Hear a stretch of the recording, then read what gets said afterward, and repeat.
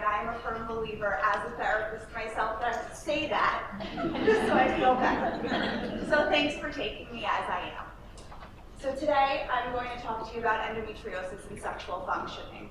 Sex is something that we all may do, have done, and quite frankly, if someone hadn't done it at some point, we all wouldn't be in this room. So we're going to talk about how endometriosis affects our sexual functioning. Today, the goals for my presentation are to talk about how endometriosis affects your sexual functioning both physically and psychologically, as well as learn how endometriosis affects your intimacy and your relationships, and how sex therapy in particular can help with patients with endometriosis. Okay, it's a good thing I brought notes. Perfect, okay. Endometriosis can actually cause physical discomfort, as we know, but it can also cause sexual dysfunction.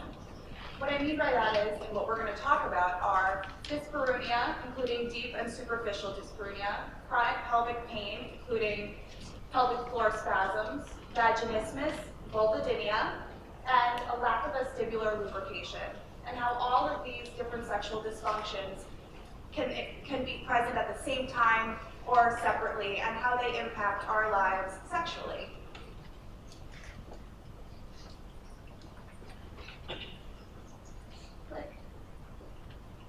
Okay. Dyspareunia is actually one of the most common symptoms of women with endometriosis. And what's really interesting is that it's actually one of the most commonly described complaints among patients who go for laparoscopic removal of endometriosis and excision surgery. The clicker is being very stubborn. Okay. So understanding dyspareunia, what is it defined as? It's defined as vaginal or vulvar pain during or after sexual intercourse. So dyspareunia is actually 4 times more likely to occur in women with endometriosis in comparison to women who don't have endo. And 60 to 80%, I mean, that's a huge percentage of women who receive surgery for endometriosis also exhibit dyspareunia as a leading symptom. So what do I want you to know about dyspareunia? I want you to know, and I found this great diagram that I'm going to use to help me. And when I say vulvar pain versus vaginal pain, I found that this is something that many people don't know about. Quite frankly, I didn't know myself. So vulvar pain, see where the area is like highlighted in red? So the vulva encompasses the vaginal lips, the clitoris, the outer part of the vagina, right? But it's called the vulva. Many times we don't use the correct terminology. And the vagina is the inner part of the body. So you can experience dyspareunia in both places, but most likely it's going to occur internally. And the reason why it occurs is because endometriosis and endometriosis tissue presents itself in parts of the body, and where endometriosis presents, it typically causes inflammation and major discomfort. So when you can imagine penetration occurring, whether it be with a sex toy or with penile-vaginal penetration in both heterosexual and same-sex couples, right? You can imagine that if a part of the body that is inflamed is being penetrated or poked or prodded, that's going to cause even more pain and discomfort. So with dyspareunia, you can experience it every time you have sex or any kind of foreplay. You can experience it sometimes. It could also be dependent on what is being used for sexual pleasure. All of these things play a role in what I call intersectionality. So the types of dyspareunia you should know about, there's 2. There's superficial dyspareunia, which is the pain that exists in and around the entrance of the vaginal opening, and deep dyspareunia, which is pain that exists deep within the vagina upon penetration and during deep penetration. And the thing for you to be conscious of that we don't talk about when it comes to sex is it doesn't just occur with penile vaginal intercourse. There are many different ways that you can experience sexual pleasure or sexual experiences and activity that don't have to include penile vaginal intercourse that can cause dyspareunia. And that's something that I want to bring to the room because it's something we really often don't talk about. So other sexual dysfunctions that typically occur in women with endometriosis is vaginismus. This is when there are painful spasmodic contractions of the vaginal walls. in response to physical contact or pressure, especially with sexual intercourse or penetrative sexual activity. And then there's vulvodynia. Vulvodynia, there's generalized vulvodynia and there's localized vulvodynia. Generalized vulvodynia is when there's pain in different areas of the vulva that occurs at different times, and this pain can be consistent or infrequent. It can be prompted upon touch, and it can also be prompted upon pressure, and depending on the pressure, it can be worse or it can not be as bad. With localized vulvodynia, it's pain in one area of the vulva. The way that I often describe this, and this might sound silly, but it's like if you sit in a pair of pants at your desk or someplace for a very long period of time, then you get up and you're like, ow, that kind of hurt. That one area that might be uncomfortable, that's how I would describe localized vulvodynia, that there's a specific spot of the vulva that is incredibly sensitive, and it's often described as like a burning sensation that is provoked by touch or pressure in intercourse or prolonged sitting or sexual activity and foreplay. So what I love to study in my doctorate right now is the psychological effects of endometriosis, because it's oftentimes not what we really consider when we think about our diagnoses. What is really interesting is that women with endometriosis are actually more likely to develop mental disorders like generalized anxiety, depression, low quality of sex life, low sexual satisfaction, diminished desire, increased sexual dysfunction, and sexual anxiety. Now, I want to put this into the room as well, that I find it really fascinating that sexual anxiety as a term is not something that's really been clinically defined. We talk about generalized anxiety disorder and how it impacts sexual functioning, but I am on a quest at some point in my career to define sexual anxiety as something that women and men experience, and people, however they identify, experience in their world. So this diagram doesn't always go like this, but I thought it presented a really great example of how the psychological effects of endometriosis take place.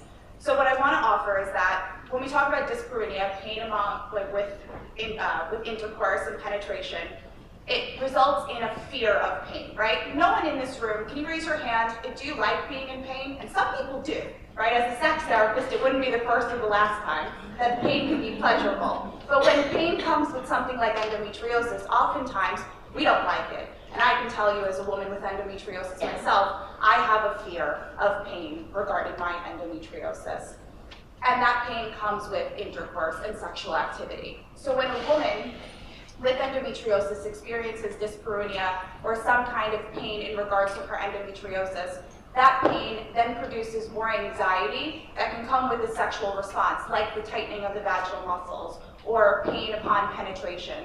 And that then, when we clench up and we get nervous and we get tight, it's like when you know that someone's nervous, right, like me right now, you can tell that your shoulders might tense up, your body, your muscles tense up, and that also your vaginal muscles might tense up. And that makes what really difficult?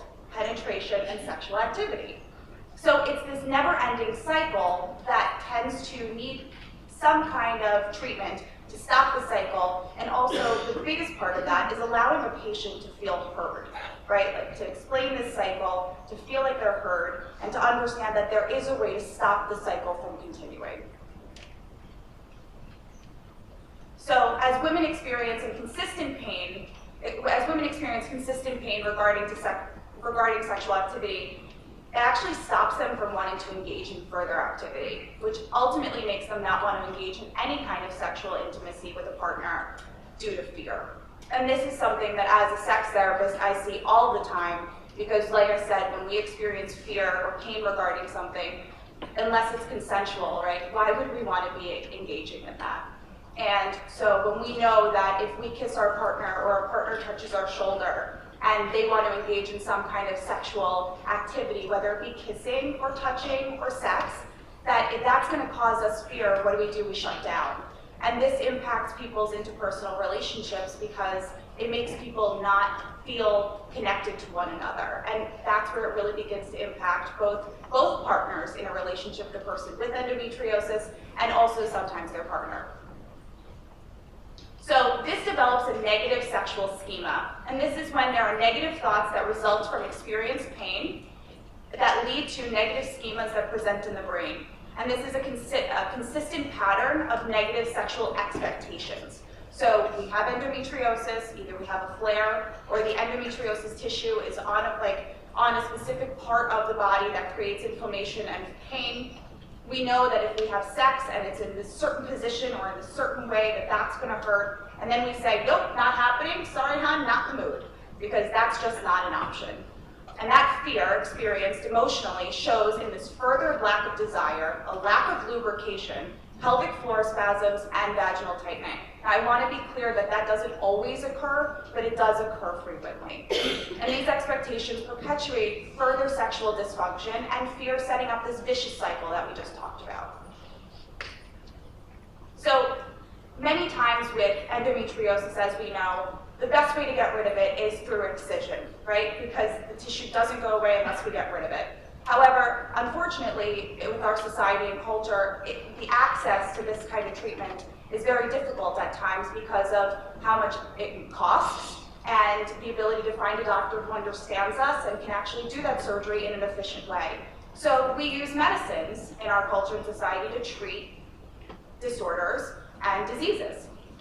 Now, these medicines, including hormonal therapies that are used to treat endometriosis, can actually also cause low sexual desire, lessened arousal, painful sexual activity, and the lack of vaginal lubrication. And also, when we have anxiety and depression, the medicines that we get prescribed, like antidepressants and anti-anxiety medication and oral contraceptive pills and Lupron protocols, these too also can contribute to a lack of desire. So when we don't talk about sex, and we don't talk about how much of our experience with endometriosis can actually impact our sexual functioning. And the other thing that when I speak with the Endometriosis Foundation of America to high school students, we talk so much about the GI effects of endometriosis in so many patients and how it can come with stomach ache, diarrhea, constipation, nausea, fatigue. I mean, who wants to have sex when they're exhausted, nauseous, and having diarrhea? Not me. And by your laughs, I can think not you either. So you would have to think about the ways that all of these different pieces of this puzzle play together and how they really impact your ability as a human to receive sexual satisfaction. And that's a big part of our lives. So now we talk about relationships and intimacy. Whether you're single or partnered, however you identify, whatever your sexual orientation is, when it comes to having endometriosis, I cannot stress enough how important it is to communicate your sexual needs and your feelings openly and quickly. And that's what I'm there for as a sex therapist. I've had plenty of patients come to me and say, how do I talk to my clients about sex? I mean, how do I talk to, well, I've had that too. But how do I talk to my partner, right, about endometriosis? Or if I have a one-night stand, do I need to tell the person that I have endometriosis? And the answer then becomes, if it is impacting your sexual functioning, or if there are certain positions that are incredibly painful for you, you have a right in your body to communicate that to someone to make sure that you're maintaining your physical safety. And that's something really important. And sometimes sex therapy can enable someone to gain the confidence and also the vocabulary to use to communicate your needs. And then, like I said, endometriosis requires this consistent communication. And then 66, which I think is a whopping percentage of women with endometriosis, genuinely fear sexual activity. And then here's something that's really interesting to me. So we think of endometriosis as a disease that affects women. Now, does it affect men? Not technically, because men don't have endometriosis. However, when a woman with endometriosis is consistently saying, no, honey, I don't want it tonight, or that's not working, or I'm in pain, and that fear and that negative schema is ever present, right? It can lead to a partner consistently feeling rejected, unwanted, not desired, not valued, and that has presented in sex therapy, at least in my office, in a way that men are presenting with partners with endometriosis with erectile dysfunction and performance anxiety. Because after these negative schemas that we experience as women with endometriosis, men too experience them in their own way.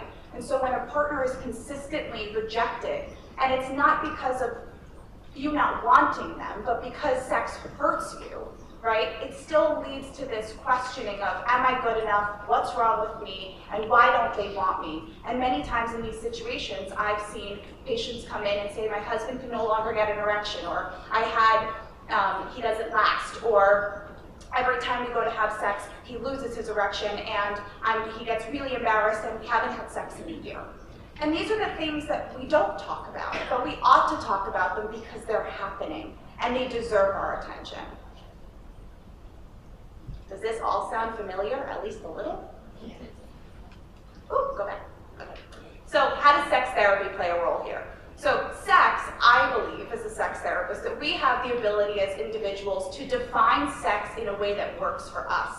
As an endometriosis patient myself, some types of sex don't work. My body hurts and I'm not comfortable, but I'm entitled to sexual pleasure and so are you. So that's when we redefine sex to make it something that doesn't hurt you, but provides you with pleasure. And you can discuss your experience with a sex therapist in a safe space, to talk about sex like it's chicken fingers and french fries, not like it's this sexual taboo that we don't talk about. And then couples therapy also can be really useful for when there's a need for sexual communication in the relationship, specifically regarding these sexual dysfunctions that we talked about today. And cognitive behavioral therapy for disconnecting the negative schema around pain and sexual pleasure. And then also working on erectile dysfunction, performance anxiety, and other sexual dysfunctions that we talked about today.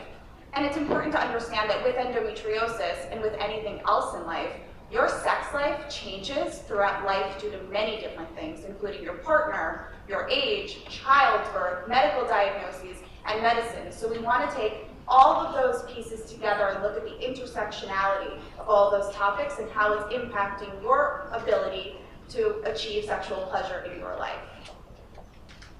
And then here are just my sex tips for the endo girl, endo woman, however you want to define it.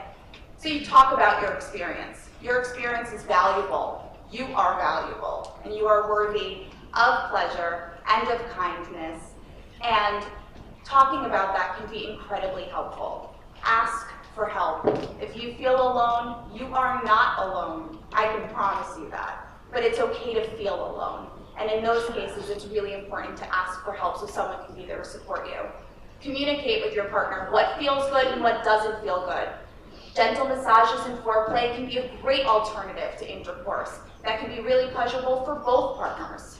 Avoid sex when you're experiencing endometriosis symptoms or flare-up, and oftentimes when you're in your cycle, it can be more exacerbated, so to avoid sexual pleasure if you experience pain during your cycle at that time. Also, pelvic floor therapy can be really helpful when your vaginal muscles are incredibly tight and intense. Interestingly enough, I learned that when an orgasm occurs, if you're familiar, sometimes the body twitches and twerks in weird ways when a climax occurs. The reason for that is the muscles in the vaginal walls tense up. So when your vaginal walls are so tense, there's nowhere for them to go, and oftentimes patients complain of not really feeling an orgasm or the pleasure as much as they used to once feel it, and that's really frustrating. So talk about that, and pelvic floor therapy can also be really helpful for that. Try different positions based on your individual physical needs. Use lubricant, and also run that by your doctor first based on what kind of sex you're having, as well as what kind of partner you have, and what kind of protection you use. And also redefine sex to make it something that you enjoy because you deserve to enjoy it. And co-masturbation can be another great technique that people think I'm crazy for even suggesting because they're like, what? What does that mean? But to pleasure yourselves can be done with a partner, and then you're at least in control of your body, and it's a great way to get back into feeling pleasure even despite your endometriosis symptoms. So I know this was a lot, and sex can sometimes make us feel uncomfortable, so I want to put that into the room and give space to that as well. If any of you have questions, concerns, or would like to talk about this further, please feel free to reach out to me. This is my email, so not all finagled, but it's cabtherapy@gmail. You can call me, and you can also visit my website. And thank you so much for your time today, and let's do this.